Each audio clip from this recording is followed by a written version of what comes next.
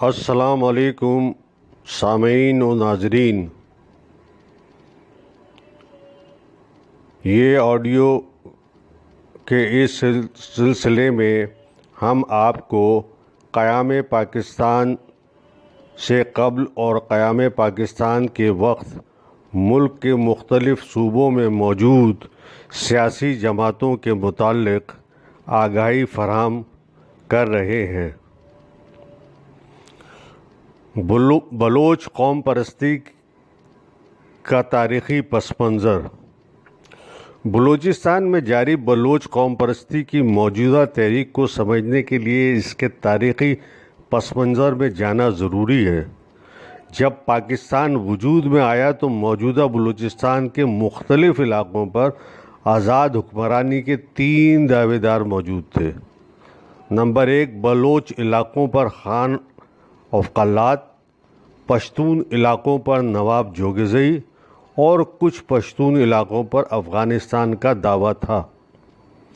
موجودہ بلوچ قوم پرستی کی جڑیں اس دعوے میں پیوست ہیں جو قیام پاکستان کے وقت قلات کے حکمران احمد یار خان نے کیا تھا کہ برطانوی حکومت کے خاتمے کے بعد وہ پورے بلوچستان بشمول ڈیرہ غازی خان، جنوبی پنجاب اور جیکب آباد سندھ کے جائز حکمران تھے، اور یہ کہ قلات کا پاکستان سے الحاق جبری طور پر کرایا گیا۔ قلات کے خان 17ویں صدی سے خود کو خان بلوچ اور خان اعظم کہتے تھے۔ انہیں نادر شاہ نے سرداروں کے سردار کا لقب دیا تھا۔ برطانوی دور میں موجود بلوچستان 4 ریاستوں میں تقسیم تھا جن کے نام تھے بیلا، قلات، مکران اور خاران۔ خان قلات کا ہمیشہ دعویٰ رہا ہے کہ یہ چاروں ریاستیں ان کی تھیں اور انگریزوں کے آنے سے پہلے کم و بیش وہ ان چاروں علاقوں کے حکمراں بھی تھے اور ان ریاستوں کے حکمرانوں کو اپنے تابع سردار کہا کرتے تھے۔ بلوچستان پر خان قلات کے انگریز حکومت سے 2 معاہدے تھے۔ ایک معاہدہ 1878 میں ہوا اور دوسرا 1939 میں۔ انگریزوں نے خان قلات سے کوٹہ اور نصیر آباد کا علاقہ اجارہ یا کرائے پر لیا ہوا تھا۔ نوشکی اور بولان بھی اجارے پر تھے۔ انگریزوں نے جیکب آباد سے تافتان تک ریلوے لائن کا علاقہ کرائے پر لیا ہوا تھا۔ خان آف قلات اپنی ریاست کے خود مختار حکمران تھے اور ہندوستان کے دوسرے نوابی علاقوں اور راجواڑوں کی طرح ہندوستان میں برطانوی حکومت کے ماتحت نہیں تھے۔ صرف کوٹہ، جسے برطانوی بلوچستان کہا جاتا تھا، انگریزوں کی عملداری میں تھا۔ انگریزوں کا قانون صرف جیکب آباد اور تافتان ریلوے لائن کے علاقوں پر چلتا تھا۔ کوئٹہ میں اکثریتی آبادی ہندوؤں اور سکھوں کی تھی اور کچھ پارسی باشندے تھے۔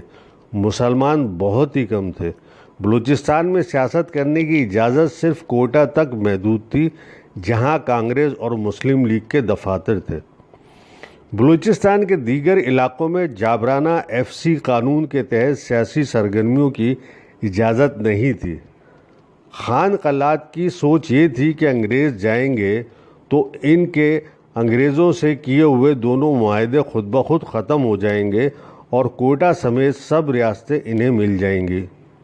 خان قلات کے ایک خود مختار اور آزاد بلوچ ریاست کی سوچ کو برطانوی حکومت کی 1935 میں اس وقت مزید تقویت ملی جب برطانوی حکومت نے خان قلات کو عندیہ دیا کہ انگریزوں کو ہندوستان سے فوری طور پر نکلنا پڑا تو وہ عارضی طور پر ہندوستان کے دیگر علاقوں سے بلوچستان منتقل ہو جائیں گے اور انگریز آبادی اور برطانیہ کے بڑے اثاثوں کو یہاں منتقل کر دیں گے اور بعد میں یہاں سے انگلستان جائیں گے۔ جیسا کہ موجودہ حالات کے اندر افغانستان سے امریکی فوجوں نے نکلتے وقت اسلام آباد سے امریکہ اور یورپ روانگی رکھی۔ اس مقصد کے برطانیہ کے اس مقصد کے لیے انگریزوں نے خان قلات سے قلات ریاست کا ایک آئین بنوایا، حکومت کے لیے ایک کابینہ بنوائی، شورا کا نظام بنوایا اور عدالتیں بنوائی۔ انگریزوں نے اس عرصے میں یہاں مواصلات کے نظام کو ترقی دی، کوئٹہ سے قلات تک سڑک بنائی اور اس کے دونوں طرف درخت لگوائے جو اب تک موجود ہیں۔ گوادر کی بندرگاہ کو ترقی دی تاکہ برطانوی افراد اور سامان کو انگلستان لے جانے کے لیے بحری جہاز لنگر انداز ہو سکے۔ کوئٹہ کے ارد گرد 4 فضائی اڈے بنائے گئے۔ تاہم دوسری جنگ عظیم کے خاتمے کے بعد 1942 تک انگریزوں کا ارادہ بدل گیا اور انہوں نے بلوچستان کو عارضی پڑاؤ بنانے کے منصوبے کو ترک کر دیا۔ اس پس منظر میں خان قلات نے حزب اختلاف کی ایک جماعت قلات نیشنل پارٹی کی بنیاد رکھی، جسے بعد میں آنے والے تمام بلوچ قوم پرستوں کی ماں کہا جا سکتا ہے۔ بلوچ نیشنل پارٹی کا آئیڈیل یہ نظریہ تھا کہ قلات ایک جدید بلوچ ریاست بنے گا۔ بلوچ نوجوان اس کی طرف راغب ہوئے۔ 1938 میں خان قلات نے خود ہی قلات نیشنل پارٹی کو غیر قانونی قرار دے کر اس پر پابندی لگا دی۔ تاہم اس پارٹی کا فلسفہ جاری رہا اور بعد میں جو قوم پرست سامنے آئے ان کا تعلق ماضی میں اس پارٹی سے رہا تھا۔ اس کے اثرات اب بھی پورے بلوچستان اور بلوچ میں موجود ہیں۔ بلوچستان میں ذوب اور لورالائی کے علاقوں پر افغانستان کا دعویٰ رہا ہے۔ انگریزوں نے ٹریٹی آف گینٹویک کے ذریعے انہیں اپنے زیر انتظام لیا تھا۔ انگریزوں کے جانے کے بعد افغانستان کی نظریں ان علاقوں کو واپس لینے پر تھیں۔ جب پاکستان بنا تو نواب جوگزئی نے ان علاقوں پر اپنی حکمرانی کا دعویٰ کیا۔ 1990 کی دہائی میں رہنے والے chief of army staff general Waheed Kakar اسی علاقے سے تھے اور بلوچستان کے گورنر اویس غنی بھی انہی کے قبیلے سے ہیں۔ 14 اگست 1947 کو پاکستان انگریز حکومت کا جانشین بنا۔ کوٹا ڈویژن میں شاہی جرگے میں ریفرینڈم کرایا گیا اور اس نے 1948 میں پاکستان سے الحاق کے حق میں ووٹ دیا۔ خان قلات لزبیلا، مکران اور خاران کو اپنی تابع ریاستیں قرار دیتے تھے، لیکن پاکستان نے انہیں خود مختار ریاستوں کا درجہ دیا اور ریاستوں نے پاکستان کے حق میں الحاق کا اعلان کر دیا۔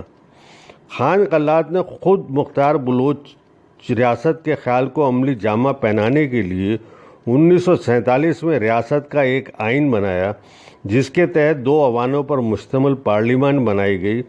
فروری اور مارچ 1948 میں حسب معمول سبی دربار منعقد ہوا۔ خان قلات کا دارالحکومت سبی سے 10 میل کے فاصلے پر ڈاڈرا تھا۔ وہاں پاکستان سے الحاق کے لیے قائد اعظم کی خان قلات سے بات چیت ہوئی لیکن ناکام ہو گئی۔ تاہم کچھ پس و پیش کے بعد خان قلات نے الحاق کا اعلان کر دیا، جسے قوم پرست اور بلوچ سردار تسلیم نہیں کرتے۔ وہ کہتے ہیں کہ یہ الحاق فوجی کارروائی کی دھمکی دے کر کرایا گیا۔ قلات نیشنل پارٹی اور قلات کے پارلیمنٹ نے قلات کے پاکستان سے الحاق کی مخالفت کی، تاہم کوئٹہ کے سردار اسے درست تسلیم کرتے ہیں۔ قلات کے سردار آج تک یہ کہتے ہیں کہ یہ الحاق جبری تھا اور ہمارا خواب ہے کہ سارا بلوچ علاقہ آزاد ہو کے قلات کے سردار عملی ریاست میں حصہ نہیں لیتے۔ اب خان قلات احمد یار خان کا پوتا قلات کا سردار ہے۔ دوسری طرف کانگریس سے وابستہ سیاسی کارکن اور پشتونوں کی جماعت انجمن وطن عبدالصمد اچکزئی کی جماعت کے لوگ پاکستان بننے کے بعد گرفتار کر لیے گئے یا خود سے نقل مکانی کر کے افغانستان چلے گئے۔ افغانستان میں ہمیشہ آزاد بلوچستان کی تحریک کا نعرہ بلند کرنے والے عناصر موجود رہے۔ 70 میں بلوچ قوم پرست تحریک کے بڑے رہنما خیر بخش مری، جو اب موجودہ بلوچ تحریک کے بھی قائدین میں شامل ہیں، 70 کی دہائی کے آخر سے کمیونسٹ حکمراں نجیب اللہ کے دور تک طویل عرصے افغانستان میں اپنے قبیلے کے ساتھ مقیم رہے۔